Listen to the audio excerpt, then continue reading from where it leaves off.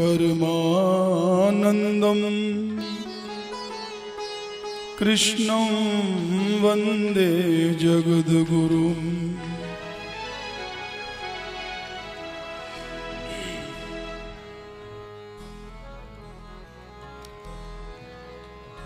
यह जीवन रूपी पुष्प अरे,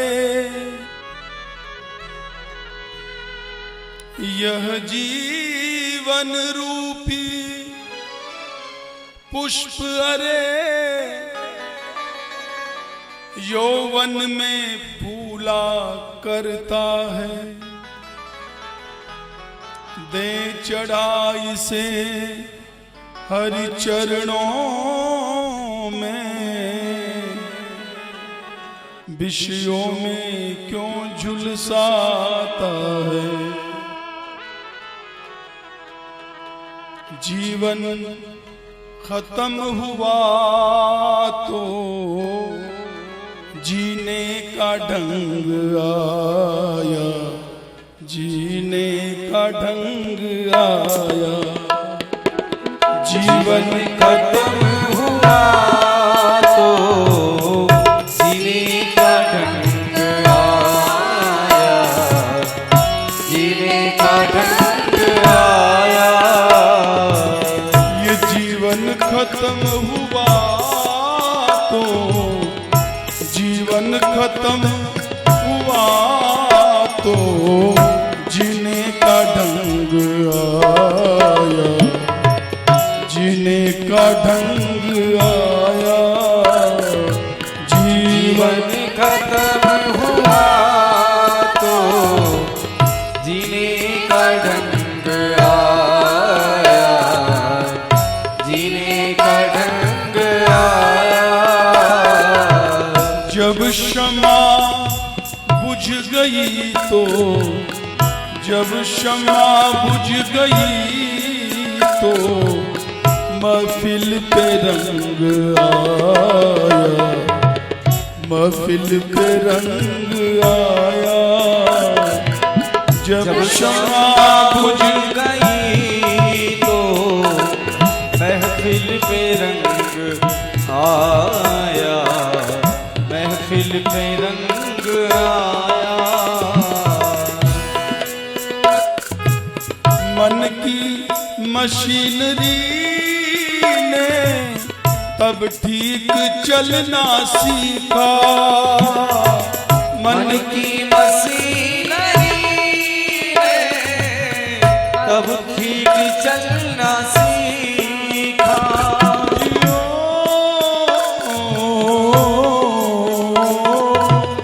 मन की मशीनरी ने तब ठीक चलना सीखा।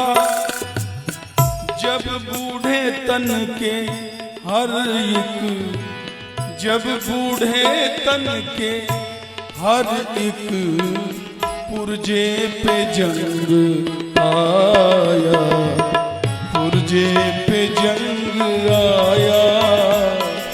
जब बूढ़े तन के हर एक पुर्जे पे जंग आया, पुर्जे पे जंग आया।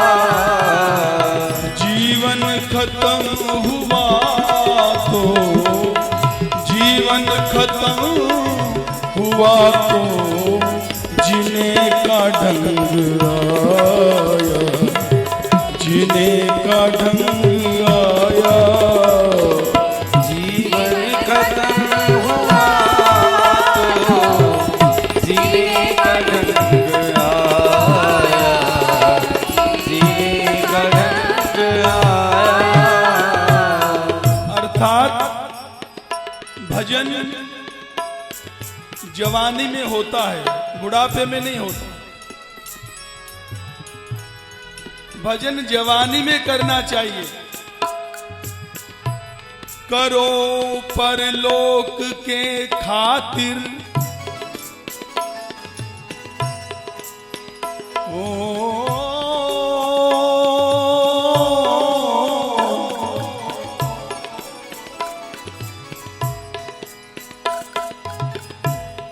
हमारे जो बाबा महाराज के बारे में अभी आप सुन रहे थे, श्री जी सुना रही थी।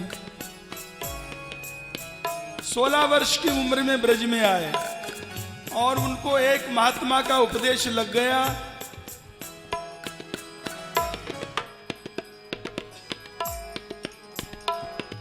उन महात्मा ने एक गुलाब का फूल उठा के और बाबा महाराज को दिखाया। खिला हुआ फूल था। महात्मा जी ने कहा, बालक भगवान, उस समय 16 वर्ष की आयु थी बाबा की, ये फूल अगर हम आपको दें, भेंट करें तो आप क्या करोगे? बाबा ने कहा, कॉलर में लगा लेंगे। उस समय कॉलेज के स्टूडेंट थे बाबा। फिर उन्होंने एक मुरझाया फूल उठाया, ये फूल अगर आपको भेंट करेंगे तो क्या करोगे? उन्होंने कहा, इसको फेंक देंगे, क्या करेंगे? इसी तरह भगवान को खिला हुआ पुष्प चढ़ाया जाता है ना, कि मुरझाया हुआ, तो ये मनुष्य जीवन भी, मनुष्य शरीर भी एक फूल है। ये यौवन में खिलता है, जवानी में ये खिलता है और बुढ़ापे में मुरझा जाता है। तो हम लोग भगवान को मुरझाया हुआ फूल भेंट करते हैं।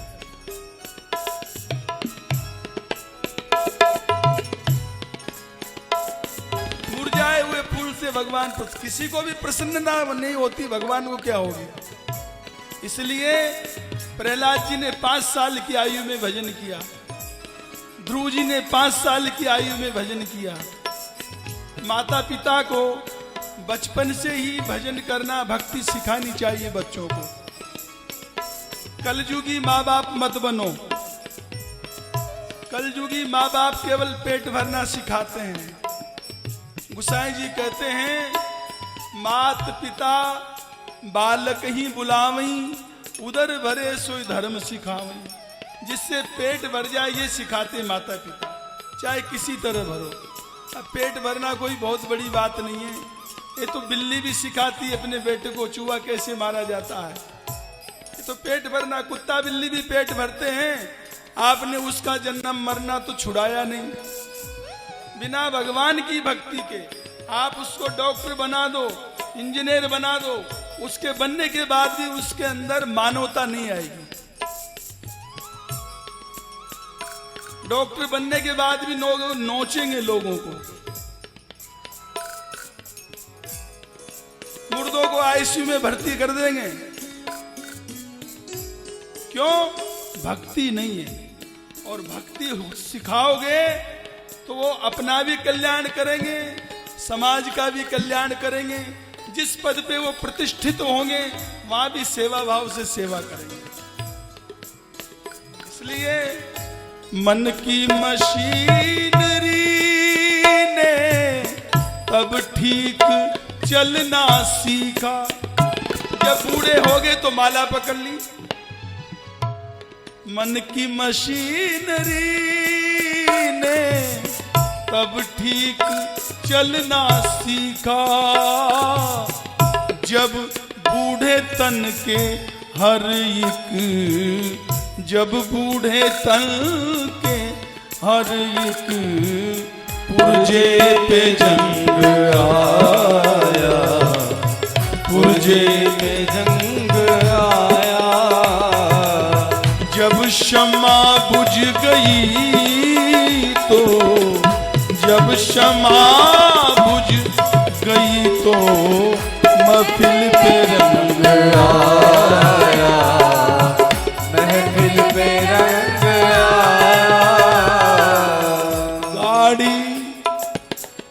गाड़ी निकल गई तो घर से चला मुसाफिर। गाड़ी निकल गई तो घर से चला मुसाफिर। जवानी में करो सामान कुछ परलोक के खातिर। मुसाफिर जल्द उठता है जो जाना दूर होता है। कभी जब कहीं जाना होता है, भाई बहुत दूर की मंजिलें 300-400 किलोमीटर जाना है, तो जल्दी आदमी उठता है सवेरा। और अपना खूब भोजन वगैरह कपड़े वपड़े सब तैयारी करता है 2, 4, 5, 10 दिन की यात्रा की, और हमारा जीवन खत्म होता है तब कितनी बड़ी यात्रा है, उसके लिए कोई तैयारी नहीं है। जो यहां तैयारी करी है तुमने वो तो सब यहीं रह जाएगा। बड़ी बड़ी बिल्डिंगें, तुम्हारे बैंक बैलेंस, कोई एक पेनी तो ले जा सकते हो यहां से, केवल अंधानुकरण है, भेड़ चाल है।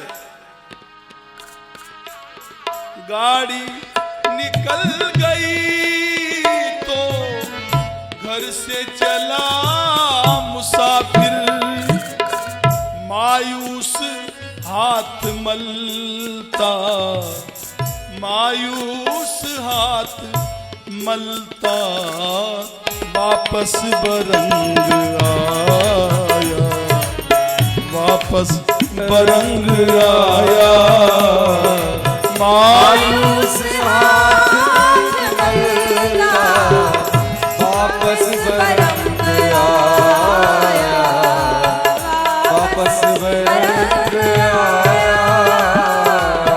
फुर्सत के वक्त में ना सुमिरन का वक्त निकला, फुर्सत के वक्त में ना सुमिरन का वक्त निकला।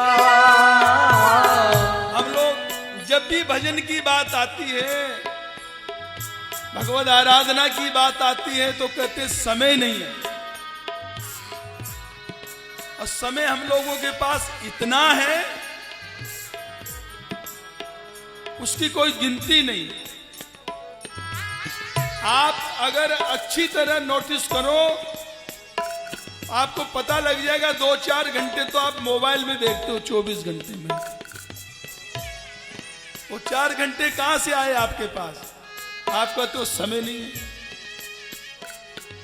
बहुत समय है, परंतु हमने उसको ज्यादा जरूरी समझ लिया है मोबाइल को, और भगवान के भजन को जरूरी नहीं समझा। लोग 8-8 बजे तक उठते नहीं है, सोते रहते हैं, वो भी तो बेकार का समय जो सो रहे हो।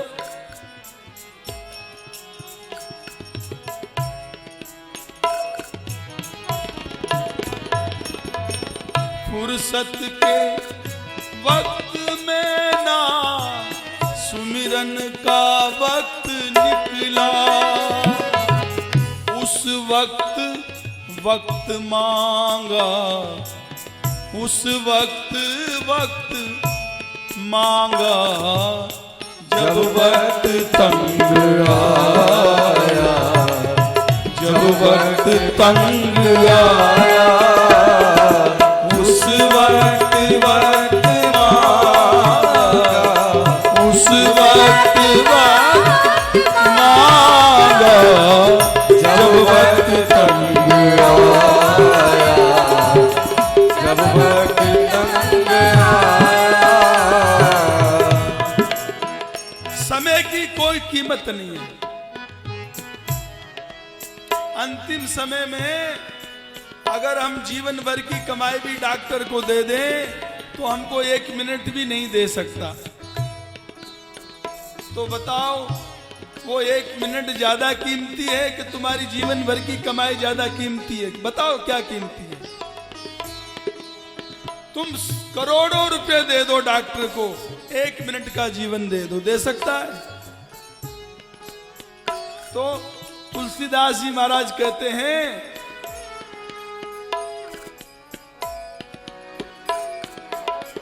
तीन लोक की संपदा एक श्वासा सम नहीं हो। तीनों लोकों की संपत्ति हमारी एक श्वास की कीमत नहीं दे सकती। इतनी अनमोल सांस भगवान ने हमको दी है और उसकी उस चेतना का दुरुपयोग हम कितना करते हैं। 24 घंटे में अगर देखोगे ध्यान से 2-5 मिनट भी भगवान में मन नहीं लगता है। तीन लोक संपदा श्वासा सम नहीं हो, सो श्वासा रघुनाथ बिना, तुलसी वृथा न खो। अर्थात उस एक श्वास की कीमत केवल राम नाम हो सकता है और उसकी कोई कीमत नहीं है, वो अनमोल है। इसलिए फुर्सत के वक्त में जो भी समय मिले, थोड़ा सा भी समय मिले तो उसको उपयोग करो, बैठ के नाम जप करो भगवान का। यही संपत्ति आगे जाके काम आएगी। जो तू राम नाम चित धर तो, अब को जन्म आग लो तेरो, दोनों जन्म सुधर तो। यहां भी सुख पाओगे और वहां भी। हो तो नफा लाभ ही लाभ होगा, साधु की संगत और भक्त नाम तेरो पर तो। सूरदास जी महाराज कहते हैं, सूरदास बैकुंठ पेठ में, पेठ कहते हैं बाजार को, बैकुंठ के बाजार में तेरी कोई फेंट नहीं पकड़ता। कहां जा रहे हो, पैसा है कि नहीं? अरे पैसा होगा तभी तो बाजार में जाओगे, नहीं तो क्या वहां मुंह देखोगे दुकान पे। तो जब भगवान नाम की कमाई होगी, भगवान नाम की संपत्ति पास में होगी, तो आराम से विचरण करोगे बैकुंठ में, नहीं तो जमराज तो तैयार है ही। फुर्सत के वक्त में ना सुमिरन का वक्त निकला, उस वक्त वक्त मांगा, उस वक्त वक्त मांगा, जब वक्त तंग आया, जब वक्त तंग आया, जब क्षमा बुझ गई तो, जब क्षमा बुझ गई तो, महफिल पे रंग आया, महफिल पे रंग आया। जब क्षमा बुझ गई तो महफिल पे रंग आया, महफिल पे रंग आया। कल से प्रभात फेरी के लिए तैयार रहना। ताली तो बहुत लोगों ने बजाई भाई, कल से भगवान नाम की गंगा बहने वाली है, बहुत लोगों ने ताली बजाई। मुझे लगता है सबने ताली बजाई। क्या सब लोग आएंगे प्रभात फेरी में कल?